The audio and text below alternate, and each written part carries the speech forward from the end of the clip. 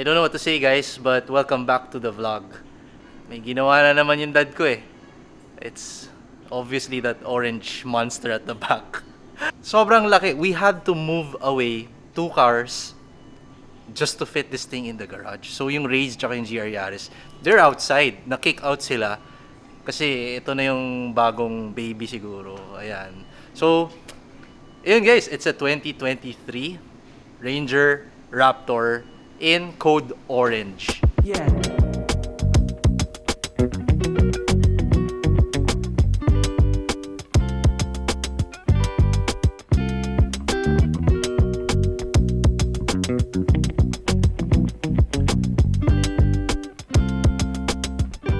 So basically, we sold our 2016 ba yun? Sold our 2016 na Montero. And then we had to get a replacement. And I think this all started when my dad and I took the Raptor for a test drive dun sa may Arca South. And here's a short video from my phone. People were jumping it, but people were actually scared to jump it when we were there. Ay, wala. No. Ay, bagal. Ba't ganun? Damn. Ay, wala na po. Pero kami ng dad ko, yun, pinatalon talaga namin when it was our time to test drive the car.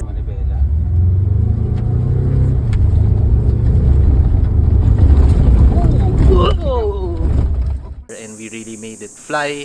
And then when we landed, sobrang galing ng suspension talaga. Pagka-land talaga ng car, our backs didn't even hurt. Talagang ang galing ng suspension. So, we were really impressed. And then, yung day na yun, actually, in-invite kami mag-reserve ng unit. So, reservation daw, pwede naman daw isoli yung money if you don't want it. But then my dad literally just, you know... Hindi, saka sabi sa akin, ano daw, 3 to 6 months daw wait time, no commitment. Edi, okay lang, sige, sign up ako. Yun. And then, after 1 month, tumawag sila, nandun na raw yung unit. I didn't expect na andito na kagad yung car. So, ayun. We have this orange monster at home. My new baby. My new baby. Kawawa naman si Project Jeepney dyan. Tingnan mo. Wala na. Iniwan na lang ng dad ko. Wala na siyang pake dyan. So, this is the new baby. Sinabi na niya, baka mag-unsubscribe yung mga Jimny subscribers natin kasi pinagpalit mo. Hindi pa tapos ang Jimny natin. Ha? Abangan nyo, 2023, marami pang mangyayari dyan.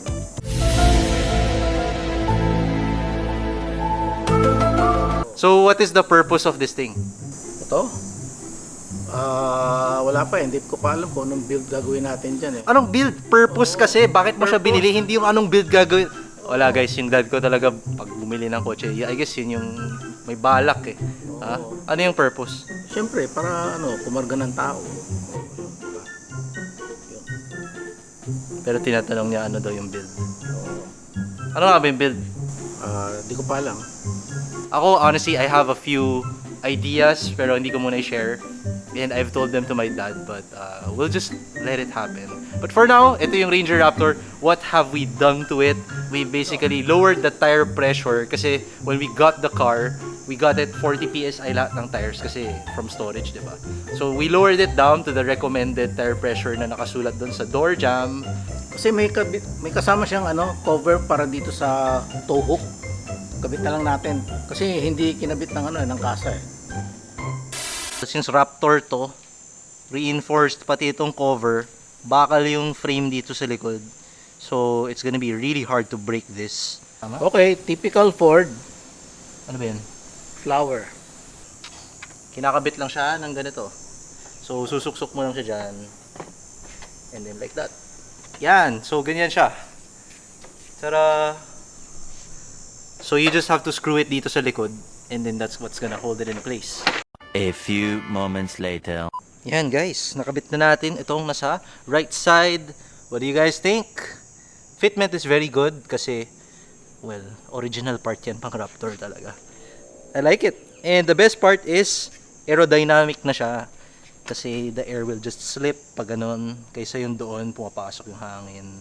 Wala, sa tingin hindi natin magagamit. Hindi, magagamit natin yan panghila ng ibang kotse. Ayan, hilahin mo yan, no? Yung baby mo. Hindi, ano yan? Hilahin mo yung baby Ito, new baby. Pero ito, panganay yan. Oo. Lit ng panganay, ha? Oo, ito yung shorty. Sino yung nanay na to? Ba't ang laki? Sobrang liit ng Jimny. Mami, ay tatabi natin yung dalawa. Mamaya, tapusin muna natin tong ito. Okay guys, we are finally done installing the tow hook covers here. So what's next? Yan. Tapos may hawakan dito, sakto. Yan. O ba, solid ah. Yan, ito yung antenna niya guys. Which is actually pretty nice. It has like this shark's fin kind of looking thing and then may antenna dito. But we don't like this one because it's too long. Yan. So tanggal na siya. And then we're gonna be replacing this long boy with a short boy. Yan. So ito yung gagamitin natin guys. It's a generic carbon fiber antenna. Tapos ginamitan natin siya ng adapter. Just install it like this. Yan. Tada! It's now a small boy. Yan, comparison. Halos kalahati na lang. Available yan, Peter's Garage. Oh, link is in the description down below. Ha? Kaya mo ba umakyat dyan? Saan? Ito? Ito? Kaya naman. Sure ka? Taas yan ha? Pag ikaw nadapa ha? Hindi. Yan. Uy! Oh, yan. Tapos? Tapos, kaya may secondary step dito. Yun. Hindi. Ba? Kaya nga, kaya. Pwede na mga, magkampanya. Ha? Kampanya sa election. Paano? Sa susunod na eleksyon, Ano? Uncle Peter. So bakit mo binili to? Wala. Type ko eh. Tsaka ngayon lang tayo magkakaroon ng truck. Nagkaroon na tayo ng van, pick-up, sedan, hatchback. Halos lahat meron na eh. Pick-up lang ang wala.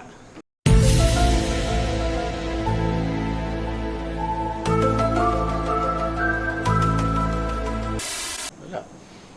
Hugasan na lang natin kotse. Dumi-dumi. Oh. Sige, hugasan natin. Honestly guys, sa labas lang lagi nakapark tong Raptor kasi ang sikip dito sa loob ng garage. So, yung paint na to is really gonna be, bugbog talaga. Baka meron dyan gusto makipag-collab. Nako, ayan na nga. Yeah. Wala nang hiya-hiya ah.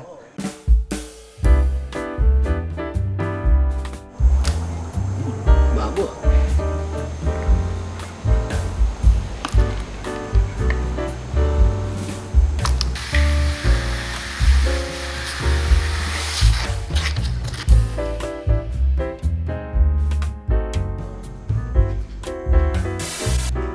Isa pa.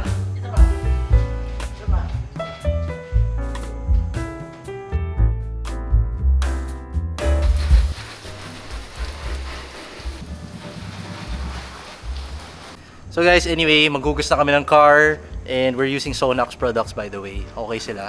Goods. And yun, so this is Project Raptor. We finally introduced it to you guys. And this is gonna be a new project car. So bagong playlist na naman yun sa channel natin. If you guys are excited to see what we're gonna be doing with Project Raptor, don't forget to please like and subscribe to my channel. And yeah, you guys take care. We'll see you guys next time. Goodbye.